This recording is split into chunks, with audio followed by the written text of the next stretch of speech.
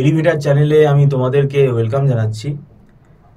তোমরা যারা MAKAUT university থেকে এমসিএ পড়ছো, মানে তোমাদের এবারে যাদের থার্ড সেমেস্টার হলো, থার্ড সেমেস্টারে কিন্তু ধরতে গেলে তোমাদের অনেকগুলো সাবজেক্ট আছে। আর পরের সেমেস্টারটা তো তোমাদের প্রজেক্ট আছে এবং সেখানে কিছু কোর্স আছে, অনলাইন কোর্স আছে। কিন্তু থার্ড সেমেস্টারে থিওরি পেপারগুলো, মানে থিওরি যে সাবজেক্ট আছে এগুলো কিন্তু অনেকগুলো আছে। কারণ দুটো আছে ইলেকটিভ, সেটা কলেজের ওপর ডিপেন্ড করছে কলেজ কোন সাবজেক্টটা দেবে।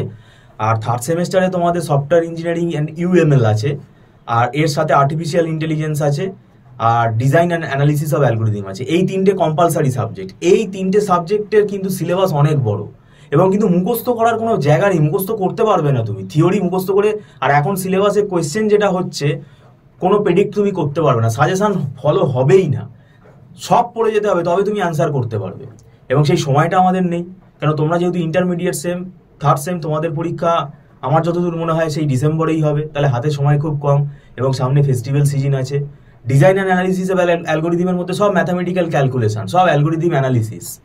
আর সফটওয়্যার ইঞ্জিনিয়ারিং অ্যান্ড ইউএমএল, এটা কিন্তু অ্যাকচুয়ালি দুটো সাবজেক্ট ইকুইভ্যালেন্ট কিন্তু, কারণ এটা তোমাদের প্রজেক্ট বানাতে কাজে লাগবে, প্লাস ইন্টারভিউতেও কিন্তু কাজে লাগবে। সফটওয়্যার ডেভেলপমেন্ট যে এখানে কোয়েশ্চেনগুলো কিন্তু থিওরিটিক্যাল কিন্তু আসে না, কনসেপচুয়াল আসে। এখানে কিন্তু প্রোগ্রামিংও আছে, কস্ট অ্যানালিসিস করতে দেয়, তারপর কেস স্টাডিজ বেস কোয়েশ্চেন বেশি থাকে, এসআরএস ডিজাইন করতে দেয়, বিভিন্ন ড্রয়িং আছে এখানে, ঠিক আছে। তো এখানে কিন্তু কোয়েশ্চেনটা পুরোপুরি কেস স্টাডিজ বেস কোয়েশ্চেন। আর তার সঙ্গে তোমার আর্টিফিশিয়াল ইন্টেলিজেন্স তো বলার কিছুই নেই। আর্টিফিশিয়াল ইন্টেলিজেন্সের মধ্যে কি আছে? কোনো থিওরি আছে? নো স্যার, এখানে সব অ্যালগোরিদম এবং বিভিন্ন গেম থিওরি যেগুলো আছে, গেম প্লেয়িং যে অ্যালগোরিদমগুলো আছে সেগুলো কেউ মুখস্থ করে আজ পর্যন্ত লিখে আসতে পারেনি। আরও অ্যালগোরিদম আছে, সার্চিং টেকনিক আছে বিভিন্ন রকমের, সব অ্যালগোরিদম। তাই এখানে কিন্তু আবার দুটো প্রোগ্রামিং সাবজেক্ট আছে, একটা আছে তোমার লিস্প প্রোগ্রামিং, আবার আছে প্রোলগ প্রোগ্রামিং।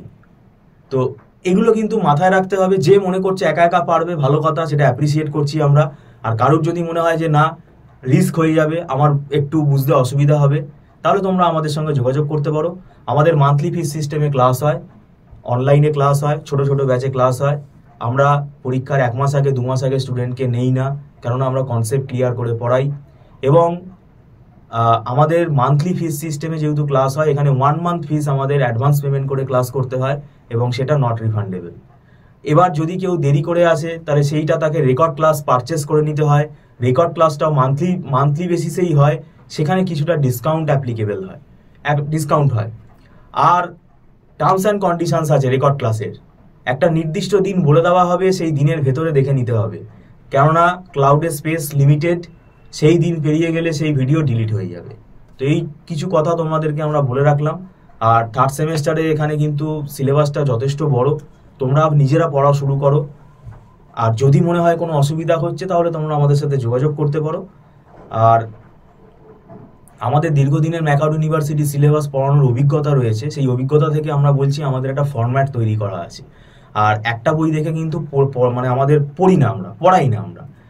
যেমন সফটওয়্যার ইঞ্জিনিয়ারিং আমাকে দুটো তিনটে বই ফলো করতে হয়, আর্টিফিশিয়াল ইন্টেলিজেন্সও কিন্তু তাই।